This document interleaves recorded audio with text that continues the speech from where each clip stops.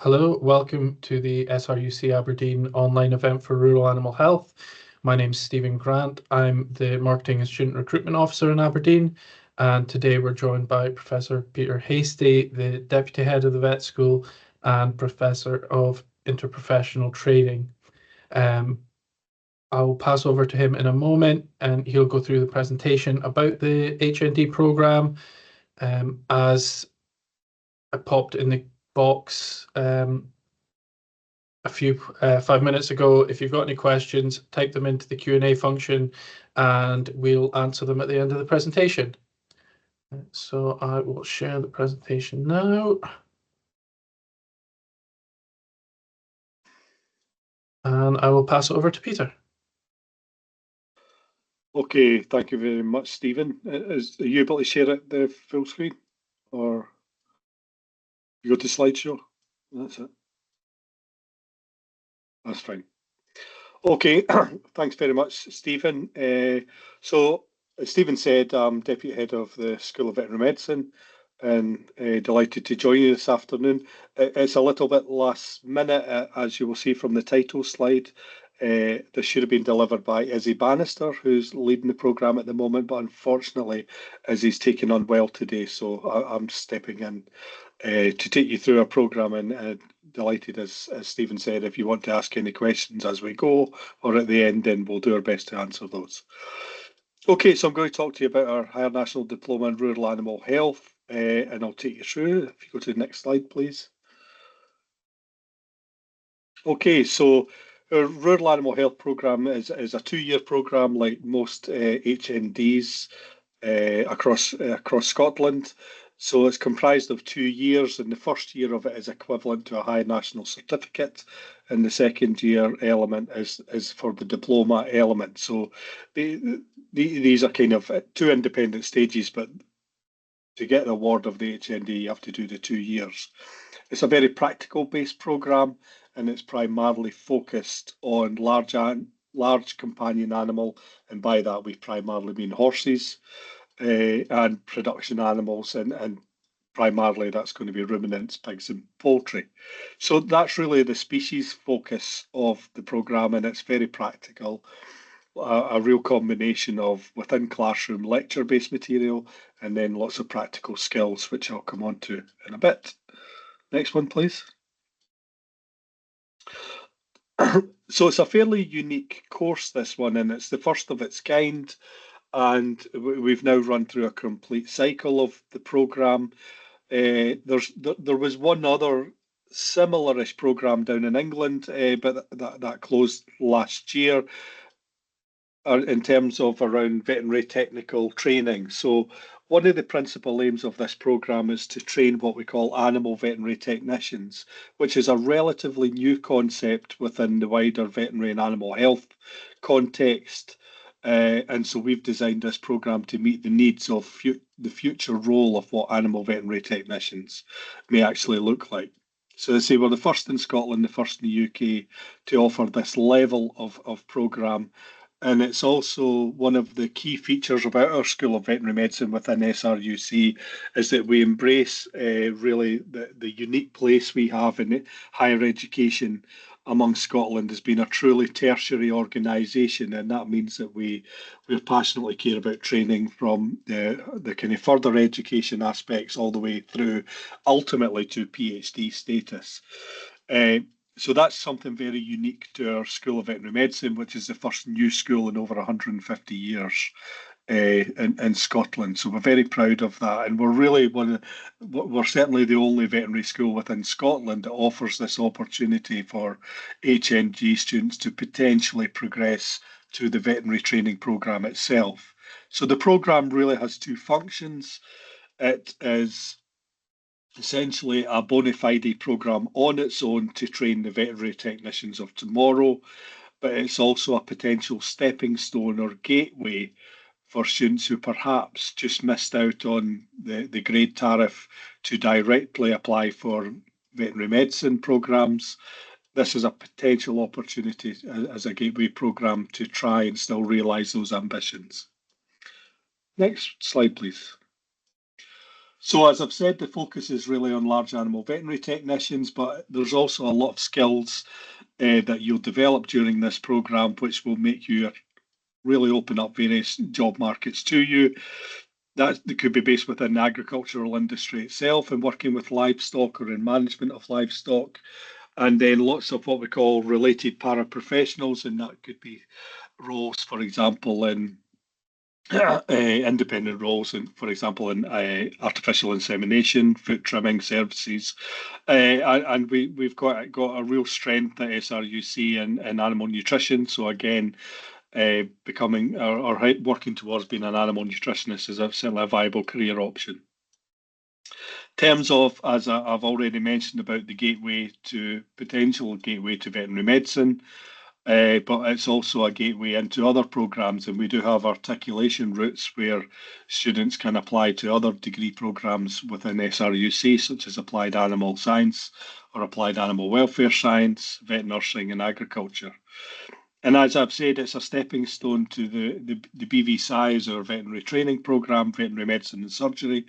So essentially, students who come on the rural animal health program and who perform very well in the program, and in both the first year and the second year, there's a summative assessment component, like a big assessment component called the graded unit.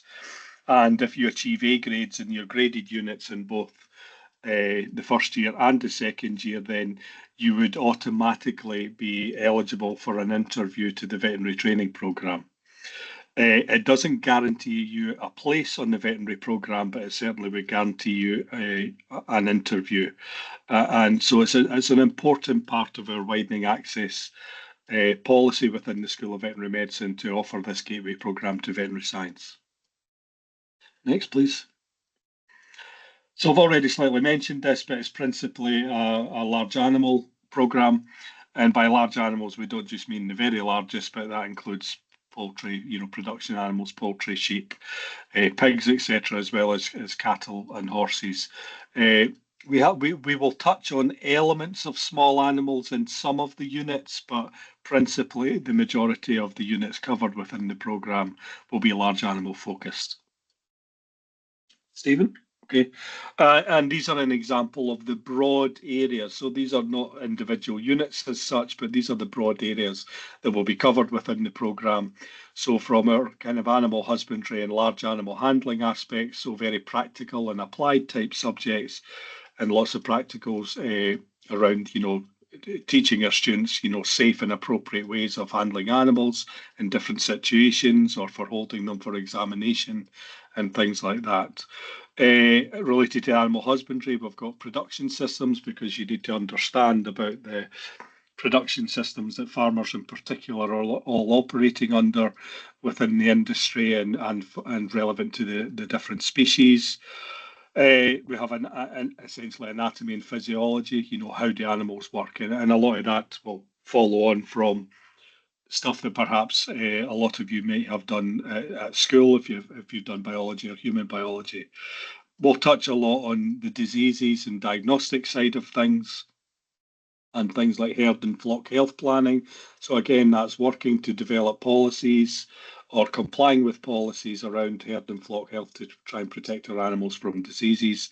And then the implications around housing and how housing affects management, how a whole variety of aspects loosely related to animal husbandry affect the management, health and welfare of our animals. And obviously we want to ensure that as part of the training you will get is to really look at animal welfare and ethics more holistically and look at what's perhaps normal in the industry and how we can look for ways to actually improve that through some of the practices that you might in future be advising farmers, horse owners, etc., and whatever career pathway you've taken. Next slide, please. So in terms of entrance requirements, this is on the website as well, but this is just an extract where, so 3 National 5 grades, grade C and above, and would be an English, maths and a science subject. In terms of the higher tariff, it would be 2 Bs and a C, where we require 2 sciences, one of which is biology. And for those students who are studying at A levels, then it would be a B and a C with, again, 2 sciences for the 2 Bs and Cs, and the GCSE tariff there, A star to Cs or 9 to 4. And then, of course, it's also could be a stepping stone if you're already in the further education sector, studying at NC or HNC level in other programmes. For example, it could be animal care, where you might want to step up and do the HND Rural Animal Health Programme. So we will consider applications from students who've come from a variety of backgrounds and pathways. Stephen? Okay, in terms of how the programme is delivered, there's essentially 15 units. This programme is essentially an SQA, a Scottish Qualifications Agency type programme, so it's set up in a similar way to other HND programmes. So you'll complete what we call 15 units within the first year, the HNC year, and 15 units in the HND year, and as I've already mentioned, a graded unit in each of those years. As I've said, there's lots of practical emphasis, so there's lots of practical type classes or clinical skills type classes that we will do in our practical facilities that we have at the School of Veterinary Medicine, which includes our commercial beef and sheep farm, and then includes other facilities around clinical skills, small animal and large animal clinical skills, and then horses.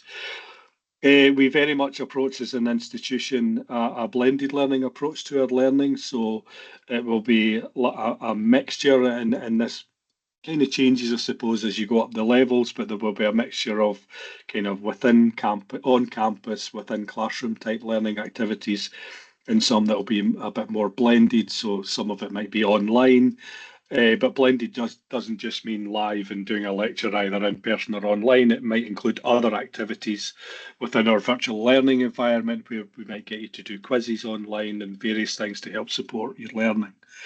So we adopt a blended learning approach to all of our programmes at SRUC, and very much student focus and student directed learning and small group teaching. Again, one of the USPs of our School of Veterinary Medicine, whether that's the veterinary training programme or other programmes, is around small group teaching and relatively small cohort sizes. So that's quite important to us, because I think if we build a closer relationship with our students, we get to know you better, you get to know us better, and you'll get much more out of, especially the practical teaching. If it's in smaller groups, you'll get more chance to develop and hone your skills around the activities that we'll be covering. Next slide.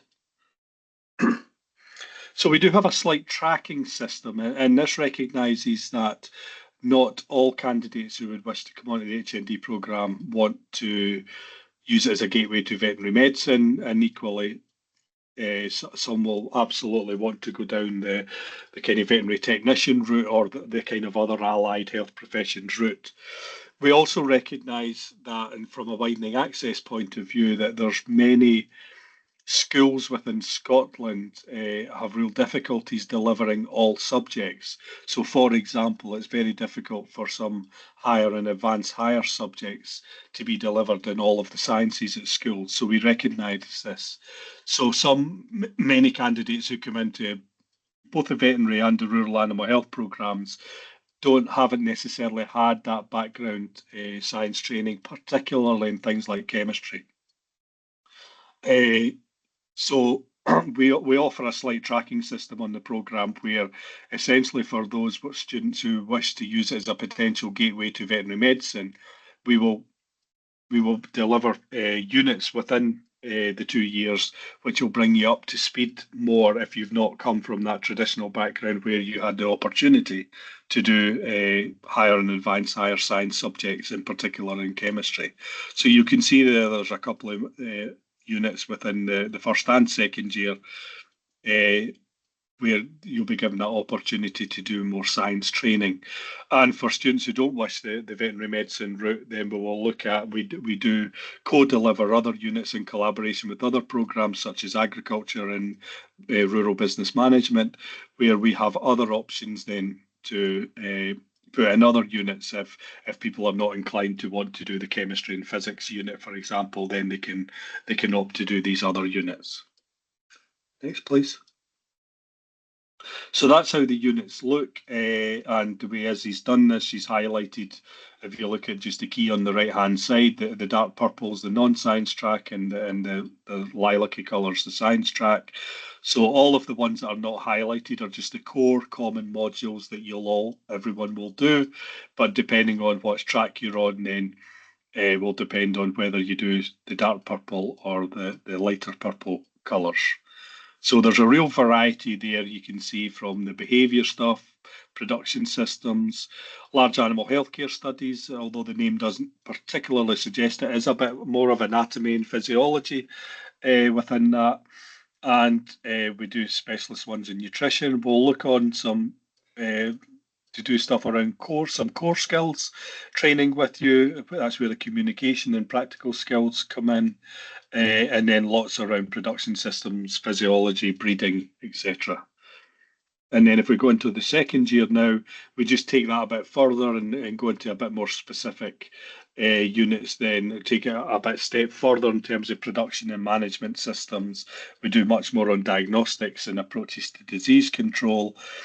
Housing and veterinary public health and biosecurity are very important components. So we'll start to introduce a lot of these other modules then in year two, and obviously in common with year one and year two, you would do the graded unit. Okay, next slide. And that's just an example of some pictures. Some of them are our own facilities, and some of them are others. So, for example, the top left, that's our dissection room in our veterinary clinical skills centre. You've got a farm, cow and a crush there at a farm. On the top right-hand side, you've got a pig unit by the look of it, and that's one of our pig units elsewhere in SRUC. We've got microbiology, so there's a microbiologist. That's a photograph in the bottom left looking down through a microscope. And the bottom right is visits we do to World Horse Welfare, have a big rehoming centre down just not too far from the veterinary school in Aberdeen.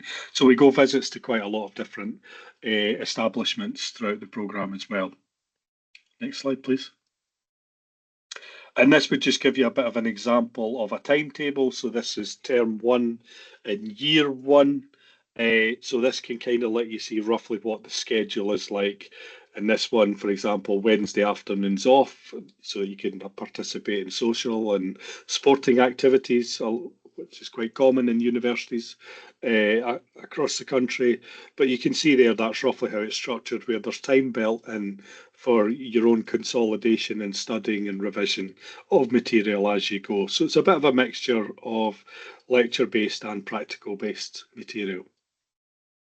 Okay. In terms of assessments, a bit of a variety. These to an extent are dictated by the SQA. So it's a combination, so it really depends on which particular unit, but it tends to be a combination of reports, open book and closed book assessments, doing little presentations, maybe doing bits of lab work and then providing a lab report, and then obviously animal handling and anatomy and things like that we can do with the live animals essentially. So just where you would demonstrate your skills and being able to perform a certain task, or if it's anatomy, we will ask you essentially to point out certain anatomical landmarks, and you essentially just point them out, and we can observe that you've got the right area. And then the graded units in year one and year two slightly differ, but the graded units tend to be a bit more holistic in that they'll bring in various elements where you'll draw on the information and knowledge you've got from several units and then do an assessment that brings it all together. And in the second year, there's a more project-based unit where, again, I think that they, for example, would go to a farm and they would do some sort of case study, and then they would pull together some sort of case study to fulfill the requirements for the graded unit in the second year. Next one. As I've said a couple of times, it's a very practical course, so it's quite good. We've got a lot between laboratory practicals and then kind of on farm or practicals with the animals. We've got quite a lot there, so it's not just all classroom based. There's quite a lot of practical activities, and then a lot of what we call enterprise visits, so going and visiting other farms. to see how different things are done at different places and examples of good practice, so go to dairy farms, pig farms, etc. We have specific practical classes, and a lot of different skills. So teaching you about things like lambing, and we've got simulators where we can do simulation, locomotion scoring for looking at lameness in different species, body condition scoring for assessing kind of body and nutritional status, etc. So there's lots of examples there of lots of different skills that you would learn throughout the program. Next one. And then one thing we're trying to do, and we build on year on year, is to try and have a bit of added value to the program. So we try and embed training and work with sometimes external providers to try and provide training so that as well as graduating with an HND, you would also be able to get certificated in some industry specific skills. So, for example, some of these could be around cattle hoof trimming. So we'd take you through the training for hoof trimming, and then you would set an exam and then potentially be certificated to be able to do that. Similarly, with artificial insemination, ROMS is the mobility scoring, because again, that's a role in the industry, is doing mobility scoring as part of herd health schemes, for example. And then SQP is skills qualification around prescribing certain types of drugs and things like that. So people who may want to work in the industry and or work with companies, for instance, like farm stores, feed stores, and things like that, which also sell some medicines, then you can get certification to enable you to be able to do that. Next one. And we do have a variety of guest lecturers. One of the beauties of this programme is it's within the new School of Veterinary Medicine, so that's growing all the time. So we've got a real range of vets and non-vets and scientists that are all part of the school. So it won't be just the same people, that you'll see delivering the stuff. So we have a lot of lecturers from across the institution will input into the programme, as well as potentially some guest lecturers who are out with SRUC that will get in to do some stuff with you. So Izzy's put some examples there of sort of farriers and large animal vets from externally who have real expertise. We've got one who has real expertise around artificial insemination and embryo transfer and things like that in sheep. So very much, he'll be coming on board to do things with the students as well. So there's lots of different aspects to this that we can draw on from the wider vet school. Next one. Again, I've mentioned about trips, so lots of local farms or stables or research institutes. We're looking at going forward study tours. Again, it's a relatively new programme, so that's the area we're looking to develop and grow. And there is an organisation called the British and Irish Veterinary Tech Association, BIVTA. So we work closely with BIVTA, and they have an annual vet tech conference, and one of the plans is that hopefully if students are interested, or for those that are interested, then we will hope to organise a visit to the BIVTA conference at some point over the 2 years that you're with us. Okay. And just to say, so I'm aware that many of you might be looking at this for entry this year, but it's also for next year. So for 2026 entry, as I mentioned earlier, the programme is currently validated by the SQA. And it's a great programme, but one of the things is that we don't necessarily have the full opportunity to tailor the programme content, and particularly the assessments as to how we ideally would want to do it, because it's strictly governed by SQA, a bit like the school's qualifications are for hires and things like that at school. So now that SRUC has taught degree awarding powers, so we can validate essentially our own degrees and our own programmes. So we are currently working through a process over the next year where we will be validating a new programme, but it will broadly be very similar to what I've spoken to you about today.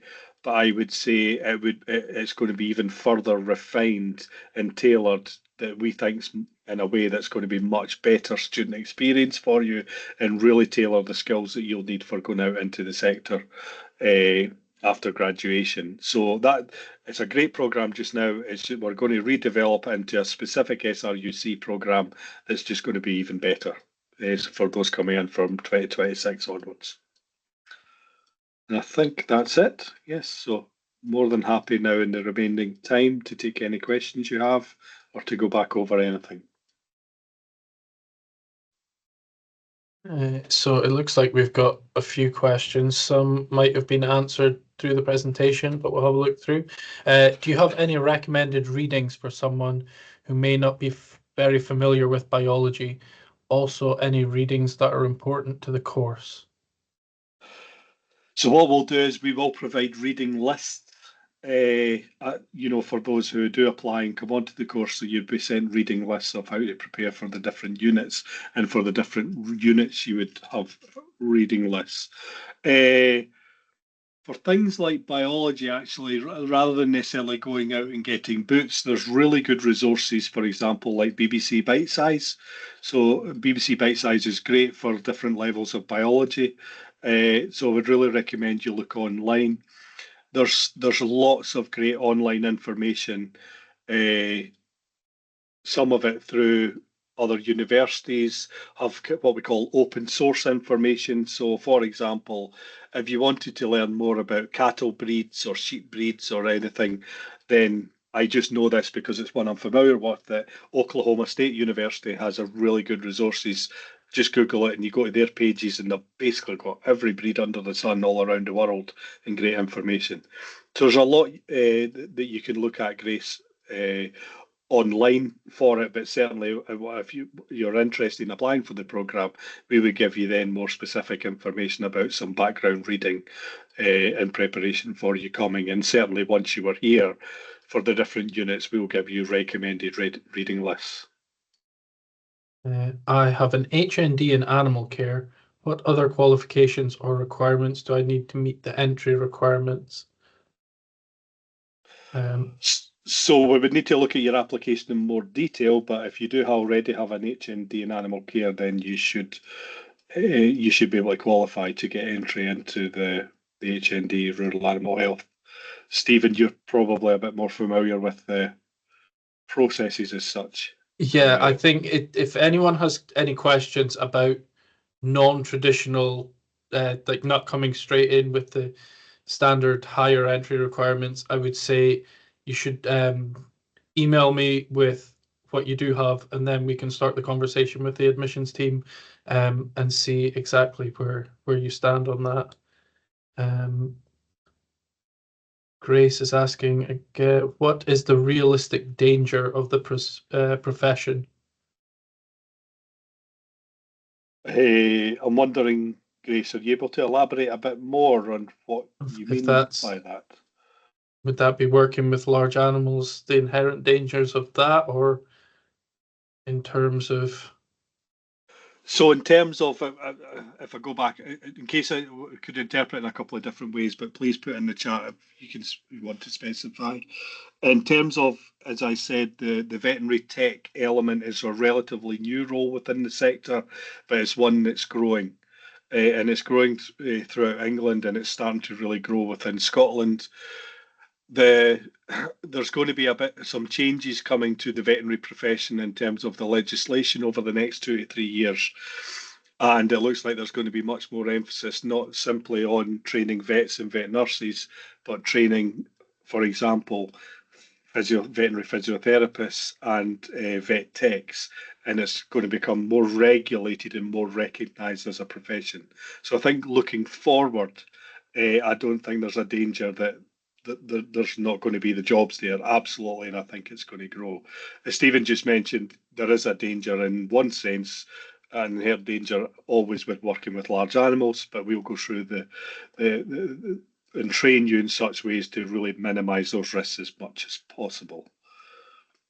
But as I say, if we've misinterpreted, Grace, if you put it back in the chat, we can clarify even more. I don't know. I'll just have a quick look before we move on. Is there anything? Don't think so. No, nothing yet. Okay. Isabel's asking, what is the advised route into animal nutrition after the HND? So there's a couple of things, Isabel. So you will do a fair bit of nutrition on this programme. So it's a matter, there tends to be lots of nutrition roles are advertised out in the sector, often with feed companies and things like that. So you absolutely would have the skill set from this 2-year program to be able to go into some of these roles. Some of the companies will provide further training. The other thing you can do, I suppose, to give yourself a bit of an added advantage is there's an organisation called the Association for Nutrition. And you can actually, based on your training and your skills, you can apply for a kind of like an accredited status. I've not looked at it very recently, but essentially there's a status called a registered nutritionist and an associate registered nutritionist, and then there's a fellowship one. So fellowships are for real experts, professorial type level experts. But certainly for the associate or the registered fellowship, then this program would help you with your application then to gain that registered status with the Association for Nutrition, and that is an industry recognised qualification in itself. Grace has updated. So she's saying the dangers of working with large animals as a vet. I've worked on a farm, so I've lots of experience working with larger animals, but I'm curious if it is common to experience injuries when working as a vet, as it is much more invasive. Okay, so the short answer is yes, because the more you're exposed to it and the more that you're doing, you have to expect that there are inherent dangers involved. Animals, quite often, if they're sick, they're worried, they're anxious, they can become fractious. But a lot of what you're taught, we teach you a lot about, both in this program and in the veterinary training program, you'll be taught a lot about not just how to approach and work with animals as such round about them, but about their behaviour, their temperament, how to essentially risk assess a situation and doing it live in real time so that you know the best approaches. So that's a huge part of the training on both of these programs, is just being aware of it. But you're right, there's no getting away that the farming profession, the veterinary profession, when you're working with large animals, is a risky profession. What we'll do is just give you the tools to be able to risk assess and handle these situations as appropriately as possible, and that might include using sedation and different things. But there's always an inherent risk, and certainly as someone personally, I've worked with large animals my whole career, and from a very young age. Yes, I've been stood on, kicked, bitten several times, but it's about trying to working in such a way as to minimise those risks. And someone's asking, how many days per week would you be required? I think that was answered in the presentation. As a full-time course, it's 5 days. You might not be on campus all 5 days, but Yeah. Yeah, so Aberdeen's absolutely right. So it's a full-time program. That's not to say if you're working, you can't work in between, but you have to think of it as a full-time program. So as Stephen said, there's maybe the Wednesday afternoon is one we try and protect a little bit. That's for your social stuff. But equally, I think it's up to students to manage their own time and manage their engagement. So what I would say is, just because you might be only in half days certain days, don't think then that the afternoon's necessarily off. Now, you can take it off if you want, but that is time where you should be working on studying, consolidating your learning. Now, equally, I'm not saying you work from 9 till 5 every day, 5 days a week, but you should be managing your time in such a way that you put the hours in to the study bit when you're not scheduled to do any classes, just because ultimately you'll get much more out of the course, you'll learn much more, and you'll perform and attain much better in your examinations. And Rachel's asking, what would you recommend including in a personal statement? Would it be better to tailor to the science track or non-science track, or keep the statement more general? I would keep this statement in probably more general. I think once if you were accepted onto the programme, then we can have the conversations about what you want to do. Equally, I'm happy if your intention is to potentially look at it as a gateway to veterinary medicine. That's absolutely fine to mention that. There's no problem. Or equally, if you're really interested in the veterinary technician, the nutritionist route, etc., that's absolutely fine.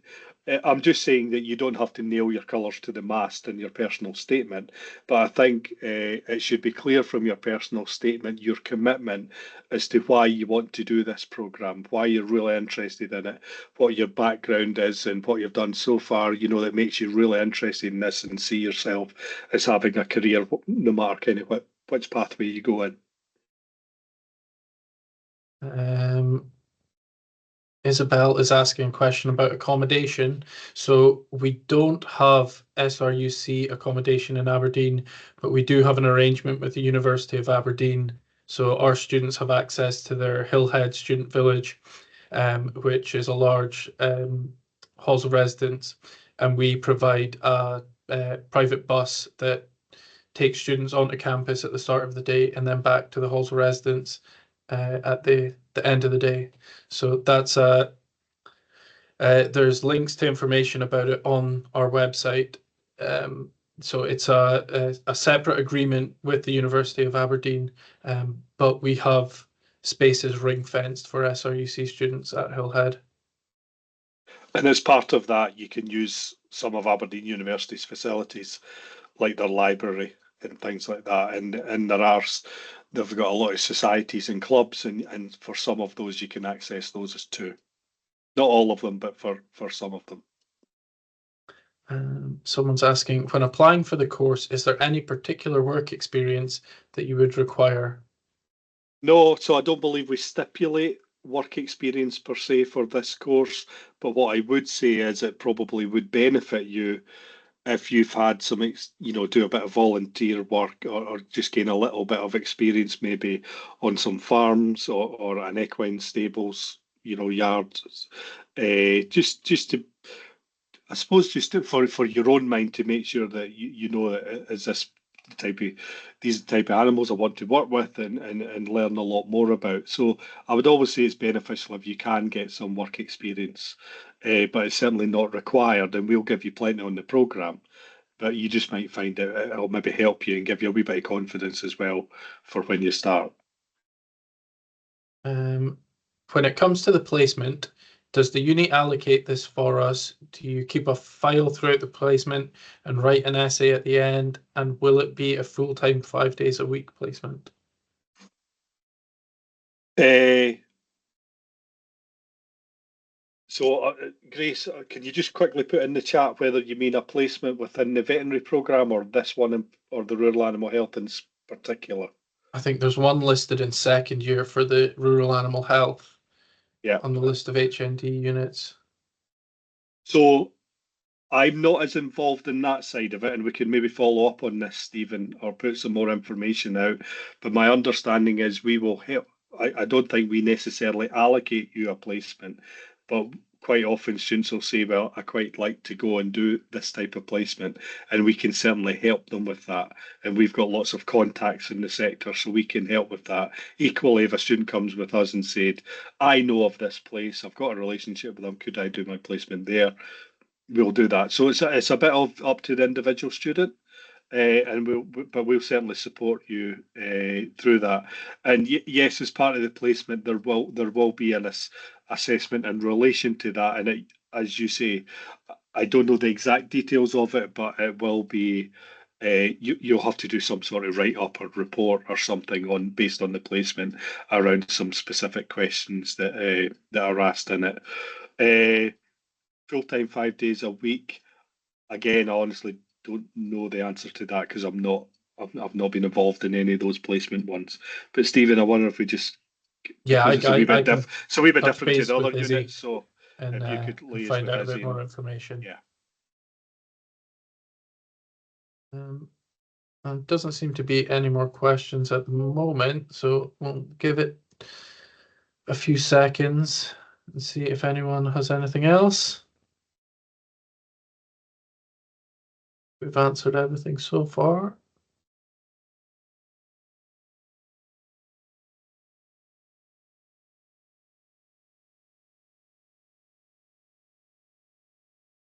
No, it looks like everything for now.